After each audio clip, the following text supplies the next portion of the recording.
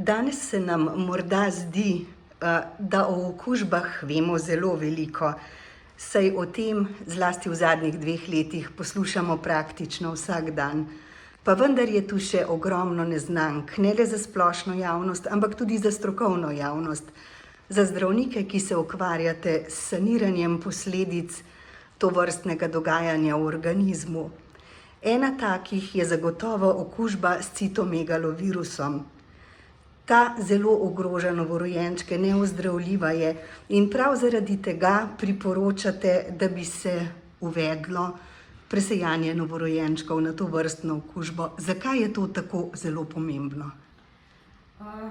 To je pomembno zaradi tega, ker imajo otroci, okuženi otroci, se pravi otroci, ki se rodijo materam, ki se okužijo v nosečnosti, lahko vseživljenjske posledice. Ta virus, namreč citomegalovirus, je že dolgo časa med nami. Gre za virus iz skupine herpes virusov in edini rezervoar virusa je človek. Ta virus je zelo dobro prilagojen na človeka.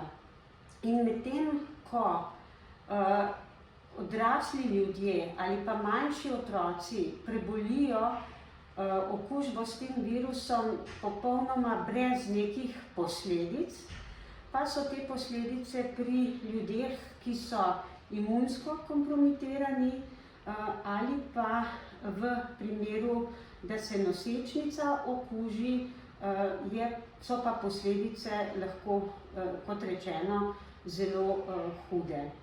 Pri malčkih so te posledice, kolikor sem se seznanila s tem področjem, zelo, zelo hude, vplivajo na razvoj možganov, živčevja. Otrok lahko ogluši, oslepi, dobi okvaro možganov. Zato je resnično pomembno, da bi z zgodnjim odkritjem tovrstne okužbe omogočili tudi bistveno zgodnejšo diagnostiko. Tako. In seveda zdravljenje. Res je, na diagnostiko so pozorni že ginekologi, se pravi, ki lahko na plodovih že odkrivajo določene spremembe. Neka težava pri tem virusu je pa v tem, da se večina otrok, več kot 80% okuženih novorojenčkov, rodi asimptomatskih, kar pomeni, da navzven nekih znakov bolezni nimajo. Lahko pa ta virus deluje tudi kasneje, nekako spi v človeku in vpliva na progresivno okvaro, predvsem sluha. Tako da tudi če novorojenček ne izkazuje nekih znakov bolezni, je lahko, da je okužen. Tisti, ki pa so najhuje prizadeti, imajo pa zelo jasne znake, ki jih pediatri, neonatologi prepoznavamo. Običajno so to novorojenčki, ki so premajhni za svojo gestacijsko starost, se pravi, se rodijo z nizko porodno težo, imajo manjši obseg glave, pogosto so ikterični, imajo prizadetost jeter, vranice, imajo krvavitve po koži zaradi nizkih trombocitov in pa običajno, pri taki sistemski sliki, hude okvare na možganih. Kako pa se danes odvija diagnostika pri tej okužbi? Zdaj, neposredni dokaz te okužbe je prepoznava virusne DNA v urinu. Se pravi, v prvih 3 tednih, če pri novorojenčku v prvih 3 tednih dobimo pozitiven izvid na ta virus, potem smatramo, da je to prirojena okužba. Se pravi, okužba, ki jo je otrok dobil tekom nosečnosti. In če se ponovno navežem na pobudo za uvedbo presejanja, Kako daleč pa so to vrstni dogovori, kaj ti zdi se edino smiselno, da bi tudi pri tem obolenju sledili dobremu zgledu mnogih, zlasti pri možnostih za odkrivanje redkih bolezni, kar je znova povrnilo upanje staršem otrok s temi težavami? Tako, se pravi, kriterij za presejanje je pač bolezen, ki jo z lahkoto prepoznamo, in temu smo se približali v primeru okužbe z virusom citomegalije, in pa seveda posledice, ki predstavljajo breme za posameznika in družbo in jih lahko ozdravimo. Nekatere države, predvsem ne vse države v Združenih državah Amerike, ampak nekatere, potem posamezne države v Avstraliji in nekatere v Evropi, recimo v Združenem kraljestvu, so tik pred tem, da to uvedejo in sicer diagnostiko iz posušene kaplje krvi. Ta se zdi najbolj praktičen način, ker pač se novorojenčkom na filter papir vzame kapljice krvi za prepoznavanje drugih bolezni in tudi citomegalovirus bi lahko na ta način prepoznali. Tako da temu smo blizu, vendar, kot rečeno, ni povsem jasnega konsenza še zaenkrat po vsem svetu, ampak z izboljševanjem teh tehničnih možnosti diagnostike pa smo tudi tu že precej blizu. Mi praktično, recimo večini porodnišnic slovenskih in tudi pri nas na pediatrični kliniki imamo kriterije, kdaj usmerjeno naredimo to preiskavo, ampak za presejanje bi pa rabili širši konsenz in temu se bomo morda po eni raziskavi, ki jo načrtujemo v naslednjem letu, lahko približali. Kako obsežna pa bo ta raziskava? Bodo v njej zajeti pacienti samo na pediatrični kliniki ali tudi v drugih bolnišnicah po Sloveniji? Načrt je, da bi bilo zajetih nekje 5000 novorojenčkov, kar pomeni vsaj četrtina vseh novorojenčkov, ki se rodijo v Sloveniji, kar pomeni, da bodo vsekakor vključeni novorojenčki iz recimo ene večje ali pa nekaj manjših porodnišnic. Pred približno 10 leti je bila opravljena ena taka raziskava, v kateri je kolegica Rednak Paradiž skušala ugotoviti pojavnost te okužbe v Sloveniji, in sicer je gledala dve manjši porodnišnici, se pravi novorojenčke, ki so bili v enem letu rojeni v dveh manjših porodnišnicah, in takrat smo ugotovili s to raziskavo incidenco, se pravi pojavnost, 0,14%. In vkolikor bi to ekstrapolirali na celo Slovenijo, se pravi, da bi bila pojavnost taka v Sloveniji, lahko izračunamo, da se ob današnji rodnosti rodi približno 26 novorojenčkov s to okužbo, od katerih jih sicer večina ne bo predvidoma imela nekih hudih posledic, pri 5, glede na pač izračune in to, kar vemo, pa lahko pričakujemo predvsem okvare sluha in motnje v razvoju. Ker se pogovarjava o okužbah, sem prej nezavedno rekla pacienti namesto novorojenčki, pa vendarle, če se navežem na novorojenčke kot na paciente, pri katerih nenadoma odkrijete okužbo, Zanima me, kakšno je tu nekako povprečje na pediatrični kliniki, na kliničnem oddelku za neonatologijo.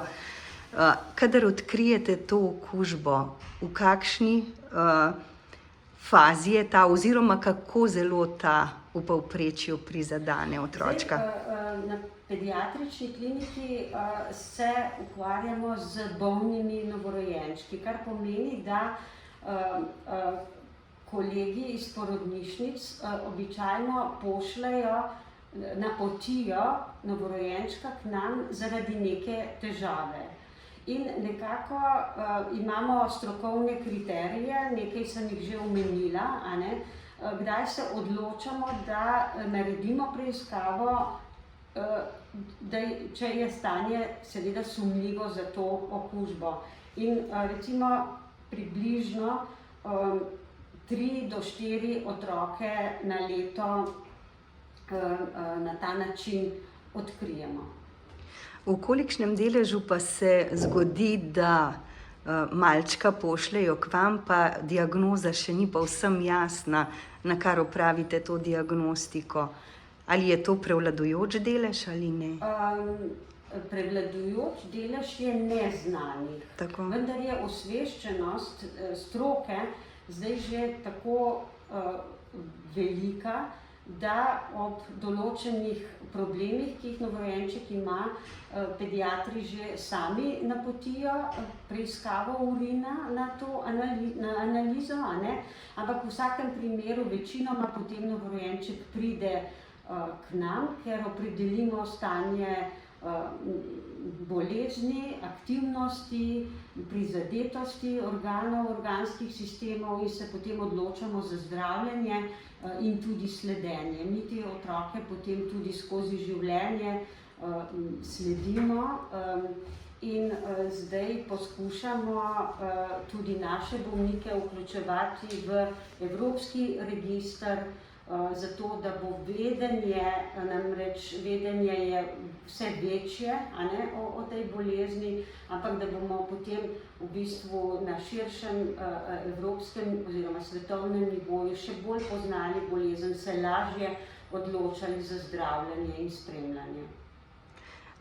Pri tem se mi zdi, da je na splošno dobro tudi vedeti, kako lahko pride do te okužbe, kajne?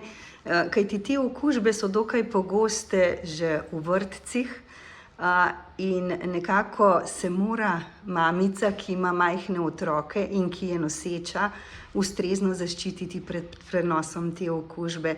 In to lahko doseže že z upoštevanjem osnovnih higienskih ukrepov. Ja, to ste zelo lepo in pravilno povedali. Higiena, umivanje rok je prva stvar. Namreč okužba večinoma preide na nosečo mater, ki še ni prebolela te okužbe, s strani primer starejšega otroka, ki je v vrtcu. Ta starejši otrok, 2-3 leta, je star, hodi v vrtec, ali pa je star še malo manj, je v plenicah. Urin je visoko, tam se koncentrira ta virus, in mamica je recimo noseča, neguje starejšega sorojenca, in na ta način se lahko prenese okužba nanjo in seveda ima hude lahko posledice za plod. Ona pa pravzaprav lahko preboleva neko blago virozo in niti ni kaj hudo bolna. Običajno se tega mamice niti ne spomnejo. In če se pogovarjava o okužbah, ki lahko ogrozijo novorojenčka, tu verjetno velja izpostaviti, da do okužbe lahko pride že med nosečnostjo s prenosom prek posteljice ali pa po porodu, denimo prek materinega mleka. Zdaj, kadar govorimo o okužbi z citomegalovirusom pri novorojenčku, mislimo na prirojeno okužbo, ki jo je novorojenček dobil od matere in se je preko njenega obtoka, placente, prenesla na plod in na ta način je virus okvarjal različne plodove organe.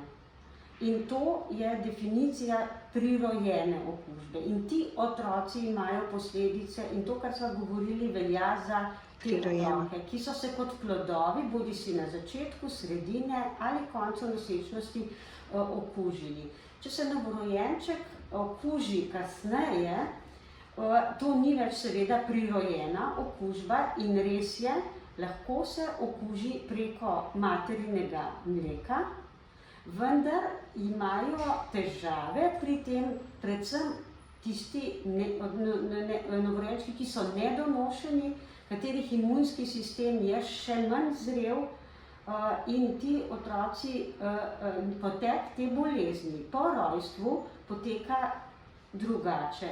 In je tudi obravnava nekoliko drugačna in tudi posledice so drugačne. Tako da v bistvu prenos z materinim mlekom je možen, je pa problematičen za tiste ekstremno nezrele in sicer ogrožene novorojenčke. Kako pa je z nastajanjem protiteles? Protitelesa seveda nastajajo kot pri vsaki drugi okužbi. Iz analize protiteles tudi lahko ugotovimo, v kateri fazi pravzaprav je ta okužba, ali gre za svežo okužbo, ali gre za eno kronično okužbo. Protitelesa razreda IgG se tudi prenesejo od matere na otroka in ščitijo otroka, to so zaščitna protitelesa, tako da v bistvu je to tako kot pri drugih okužbah. Večina prirojenih okužb novorojenčkov se zgodi zaradi tega, ker se je mati, ki ni imela protiteles, prvič okužila, srečala s tem virusom, ki se je potem, ker ni imela dovolj imunosti, prenesel na plod in ima kasneje potem novorojenček to prirojeno okužbo. Ob vsem vedenju, ki ga ima danes medicina, je vendarle prav pri tej temi mogoče reči, da je prava možnost, ki se nakazuje na obzorju, resnično omogočanje zgodnjega presejanja novorojenčkov za prirojeno okužbo s citomegalovirusi, kaj ne? Res je, ta možnost je idealna. Tukaj gre predvsem za zgodnje zdravljenje, vkolikor to ugotovimo, oziroma preprečevanje. In tukaj gre predvsem za preprečevanje okvare sluha. Največ študij, ki je bilo narejenih, je ugotovilo, da se prepreči hujša okvara sluha, vkolikor se novorojenčka zdravi po rojstvu. Vkolikor pa je ta okužba nastopila že zelo zgodaj pri plodu in ima ta nepopravljive posledice, pa je seveda to zdravljenje, ko se otrok rodi, manj uspešno oziroma ni ravno uspešno. Tako da tukaj se pa vrstijo tudi raziskave o možnostih zdravljenja mater in zato imajo pa tudi, oziroma nosečnic, pri katerih se to ugotovi, in zato imajo pa ginekologi, porodničarji tudi določene znanja, kdaj se odločajo za kakšno možnost, recimo za aplikacijo protiteles oziroma za zdravljenje matere. In če se ozreva v bližnjo prihodnost, kdaj se vam zdi realno, da bi lahko pričakovali tudi to dodatno orodje pri zgodnjem ukrepanju pri obolelih malčkih in jim tako, s katerimi jim boste lahko omogočili boljši razvoj? Zdaj, časovno je nehvaležno napovedovati, ker je odvisno od veliko stvari, ne nazadnje tudi finančnih, ampak če uspemo narediti to raziskavo, ugotoviti stanje v Sloveniji in se pridružiti tistim, ki so že bližje kot mi, jaz verjamem, da je realno v nekaj letih to doseči tudi pri nas.